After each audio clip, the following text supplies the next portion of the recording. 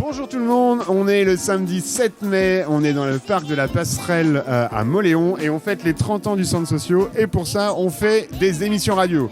Je me présente, je m'appelle Florian, je suis animateur référent jeunesse au centre socio-culturel de Mauléon et je suis accompagné de 4 animateurs radio qui vont se présenter. Vas-y Anaïs, présente-toi succinctement. Bonjour, moi c'est Anaïs. Voilà, j'ai 17 ans. Ok.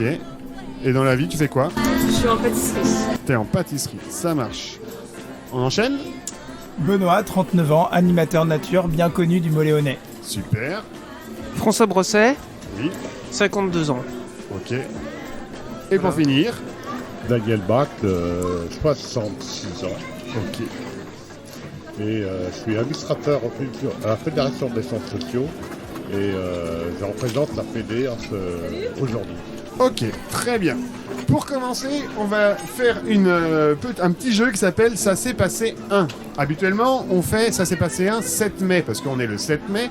Mais là, on va changer un peu les règles. On va parler d'un 19 juillet. Je vous explique pourquoi. Parce que le 19 juillet 1991, c'est la date officielle de la création du centre social.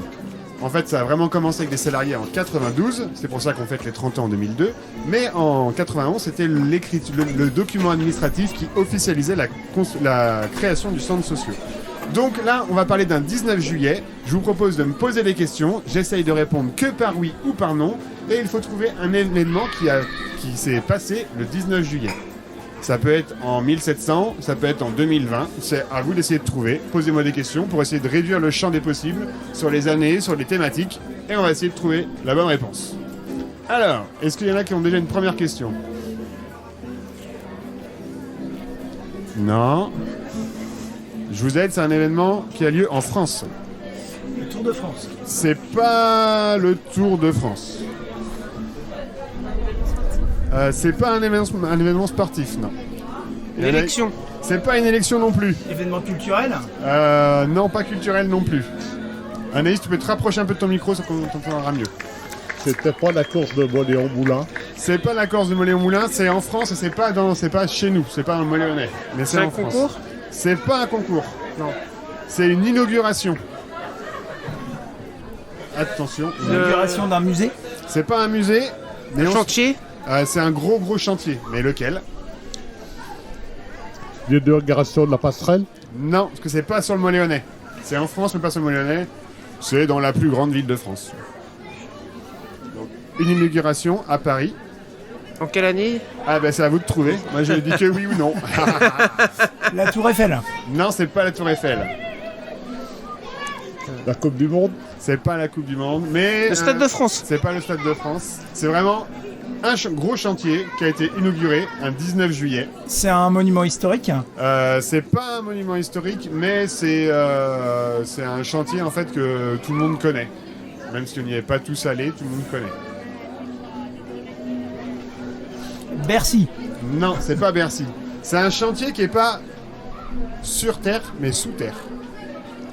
Voilà, et je vous donne une grosse... Ah, le métro. Le métro. Oui, le métro. Le 19 juillet 1900, à la faveur d'une grande exposition universelle, Paris inaugure sa première ligne de métro. Elle relie la porte Maillot à l'ouest à la porte Vincennes à l'est. L'ouverture avait lieu en fait pour les JO de Paris qui débutaient le 14 mai. Donc en fait, 7 jours avant, ils inauguraient le métro. C'est l'aboutissement tardif d'un vieux projet. En fait, ça faisait très longtemps qu'à Paris, on parlait d'un métro, mais ça s'est jamais mis en place. Et par exemple, Londres a eu son métro avant nous. Mais on a quand même le métro. Et c'est pour la petite info, la culture générale, c'est l'ingénieur Fulgence Bienvenue qui a créé ces travaux. Et donc il y a une station, la station Montparnasse en fait, qui à l'époque était en son nom. Voilà, eh bien, première étape trouvée. Vous avez trouvé ce qui s'est passé un 19 juillet.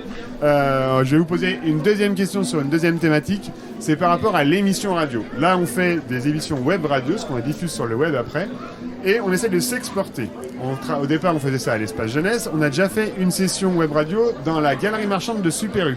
Et là, la question que je voudrais vous poser, c'est, selon vous, où est-ce qu'on pourrait aller? Pour parler de quoi et avec qui? L'idée, c'est que vous nous filiez plein d'idées pour que nous, on puisse les mettre en place après. Qu'est-ce qui vous paraîtrait intéressant? Dans les espaces jeunesse. Alors, dans l'espace jeunesse, on le fait déjà. Ça c'est bon, mais Dans l'idée des- c'est que ce soit pas que pour les jeunes, par exemple. Lors d'événements sportifs. Événements sportifs. Ok, alors, où par exemple dans le Moléonnais on pourrait aller pour faire une émission radio événements sportifs et pour parler de quoi et avec qui? Au stade de foot, par exemple. Au stade de foot, ouais. Anaïs, tu disais? La course, les 10 km. Ah, les 10 km des foulées de loin. Ok, et on pourrait interviewer et pour parler de quoi? Les courses, je sais pas, sport du coup. Les coureurs pour parler sport? Ouais. Ok. C'est vrai que ça peut être intéressant. Sur les 10 km des foulées de loin, en fait, c'est une course qui se fait tous les ans sur Moléon. Et il n'y a pas que des vrais sportifs, il n'y a pas que des super performeurs, on va dire. Il y a aussi des gens qui s'engagent. Il y a notamment une association qui, alors j'ai plus le nom en tête, qui court en fait pour une association caritative. Et donc ça pourrait être intéressant, pourquoi pas, d'interviewer les gens qui viennent de finir la course, qui sont en sueur, en train de transpirer, pour leur dire alors, et pourquoi vous couriez? Pour faire une perf, pour vous dépasser individuellement, ou est-ce que c'était pour une bonne cause, ou des choses comme ça. Donc, pour les personnes en difficulté. Pour des personnes qui ont un handicap. Ouais, faire une session spéciale handicap en fait, et parler de ça, ça pourrait être une chouette idée, ouais. Et par exemple, est-ce qu'il y a des lieux sur le Moléonnais qui sont, on va dire, dédiés aux personnes handicapées où on pourrait aller rencontrer ces personnes-là? Au centre social, certainement. Dans les Au centre- ESAT, les choses comme ça. Oui, Ok. les AT. Faire connaître la région aussi. Ok, Parce que vous avez pas mal de choses sur le Deux-Sèvres qui font que ça permet d'ouvrir par rapport à toutes sortes, même des personnes, mais il y a pas que des personnes handicapées, il y a des personnes en difficulté, des fois des gens qui ne sont pas des moyens financièrement, ou qui sont chez eux parce qu'avec le Covid il y a eu tellement de choses. Ils sont chez eux enfermés, il y en a qui n'osent pas sortir. ok. Faire une découverte. Donc là, il y a deux thématiques différentes. Une plutôt sur le handicap, pour peut-être expliquer aux gens ce que ça peut être le handicap, parce que tout c'est parfois méconnu.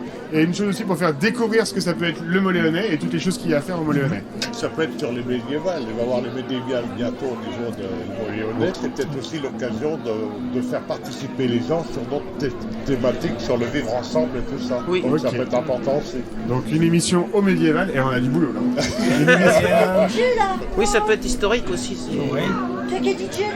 Ah, sur l'historique, on pourrait aller voir le musée du Bram peut-être, qui est une grosse association du Moléonnais qui parle beaucoup d'histoire. Sur le côté moi culturel, je pensais aussi pourquoi pas aller faire une émission en live sur un concert ou un festival du Moléonnais. Ok, on a un festival qui va se passer bientôt, fin juillet, c'est l'association La Tanière du Dahu. Ils vont créer un festival sur 2 jours à Saint-Thomas-de-Bobigné. Et pourquoi pas aller sur place, interviewer les festivaliers, peut-être ceux qui vont monter sur scène, et les organisateurs, ça pourrait être une chouette idée. Et je fais ma petite pub, pour ceux qui connaissent pas La Tanière du Dahu, il y a une vidéo On est du coin sur La Tanière du Dahu. C'est la première où il n'y avait pas une personne interviewée, mais 12 personnes interviewées. Donc si vous voulez en connaître plus sur La Tanière du Dahu, il y a une vidéo On est du coin là-dessus.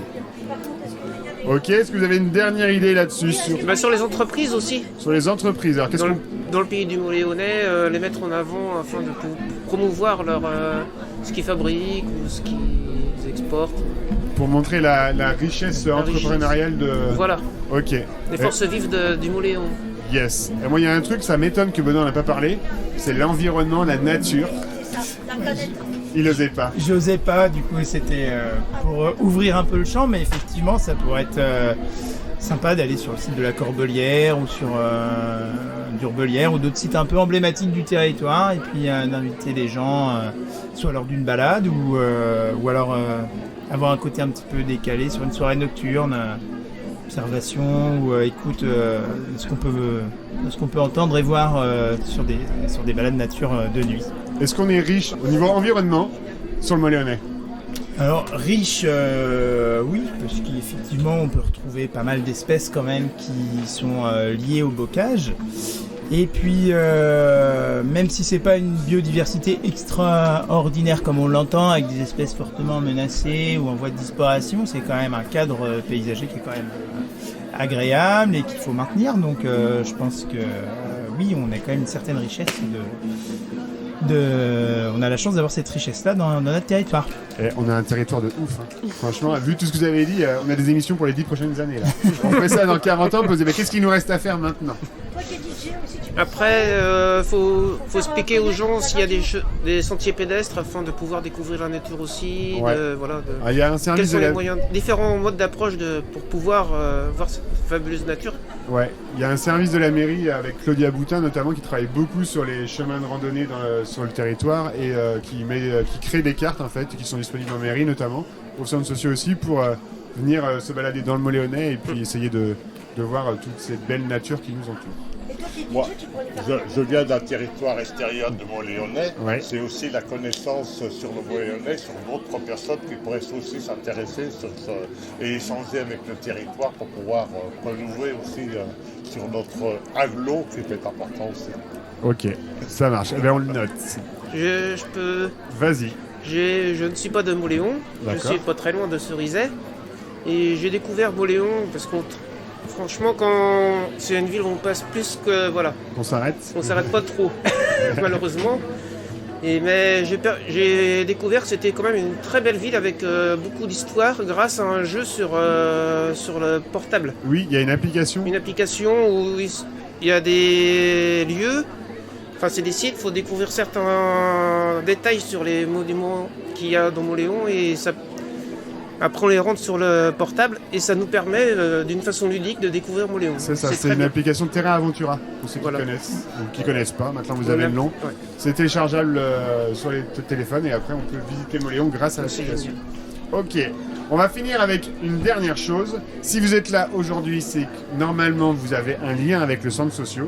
Et moi ce que je voudrais savoir, c'est d'où vient ce lien avec le centre social, comment vous avez commencé avec le centre social, et est-ce que vous avez des souvenirs ou des anecdotes marquantes sur le centre social depuis 30 ans. Alors Anaïs, pas depuis 30 ans par exemple, mais les autres depuis 30 ans. Donc Anaïs par exemple, toi, c'est quoi ce lien avec le centre social? Pourquoi tu es là aujourd'hui? J'ai fait des camps quand j'étais petite, donc des mini-séjours. Ouais. Et voilà. Et est-ce que tu as une anecdote sur ces mini-séjours par hasard? Une anecdote comme ça, je vois pas, mais. Tu peux balancer un truc sur Baptiste parce que c'est lui qui va être ton animateur. Je cherche. Non, je vais pas comme ça. Mais... Si, vas-y. Et un événement marquant, un truc qui t'a vraiment plu dans ce mini-séjour que tu retiens par exemple? Les ventres-glisses. Les ventre-glisses. Ça. Yes. Benoît, toi, ton lien avec le centre social, c'est Le lequel? lien avec le centre social, le premier, c'est le fait que je sois bénévole au club nature du CSC. Ok. Et ensuite, j'ai été animateur au CSC, animateur nature. Une image que je retiens, c'est les chantiers nature, notamment avec les jeunes, quand on a restauré les mares. Ouais. Donc là, voilà, c'était riche en événements et riche en anecdotes, d'expériences diverses et variées pour les jeunes. Je peux confirmer, j'ai fait partie des chantiers nature. C'est la première fois que j'ai vu une salamandre pour de vrai. Et c'est la première fois en fait que je montais des toilettes sèches. Et en fait, on a passé la matinée. Et à 13h, on nous disait « c'est l'heure d'aller manger !» Et on disait « ouais, mais on n'a pas fini là !» Et j'étais en tant qu'animateur. Et avec les jeunes, on n'a pas fini. Et en fait, on a dû manger à 15h de l'après-midi parce que ce qu'on voulait, c'est des toilettes sèches et des douches solaires qui étaient royales. Et on a passé toute la matinée, une partie de l'après-midi à construire ça pour 15 jours de chantier. Un petit lien avec le centre social ou avec la ville de Mauléon? Franchement, pas. Je suis venu ici avec une amie, Ok. mais qui connaît sa meilleure amie, Ouais. travaille au centre social et culturel. C'est pour ça que je suis ici. Et c'est qui? Véronique, c'est Lazare. Ok, ça marche. Ah bah, si vous êtes là, c'est grâce à Véronique. Merci Véronique. Voilà. Daniel, toi, ton lien avec le centre Alors, social? moi, c'est depuis 1990, depuis que je suis administrateur au niveau de la fédération des centres sociaux. Donc, je suis administrateur au niveau du centre de Bressuire. Donc, nous, on a été créés en 87. Donc, après, c'était Mauléon. Donc, j'ai bien connu Bernard Piton et on a fait la route ensemble, souvent au bureau de la Fédé. Donc, souvent, les allées étaient bien, mais les retours étaient des fois beaucoup plus longs. Bernard Piton, pour l'info, Non, mais je le dirai ce soir. c'est le premier Thibault. directeur du centre social, Bernard Piton. C'est lui qui a été nommé directeur en 92 pour les débuts du centre social. Eh bien, je vous remercie beaucoup pour cette émission. C'était très chouette. Merci de votre participation. Et puis maintenant, amusez-vous. Il y a des stands dans tous les sens. Il y a un stand Lego pour imaginer comment les bureaux du centre sociaux pourraient être dans 30 ans et qu'est-ce qu'on pourrait y voir autour des bureaux. Parce que des bureaux, c'est bien. Mais si on pouvait avoir autre chose autour, ce serait chouette. Il y a une buvette qui est tenue par des jeunes. Il y a des bénévoles du CA qui nous expliquent ce qui se passe quand on est dans un conseil d'administration. Il y a des jeux, il y a de la truc pour la petite enfance. Il y a vraiment de tout. Faites le tour, profitez-en. Et puis peut-être qu'on se reverra dans la journée. Merci. Merci beaucoup.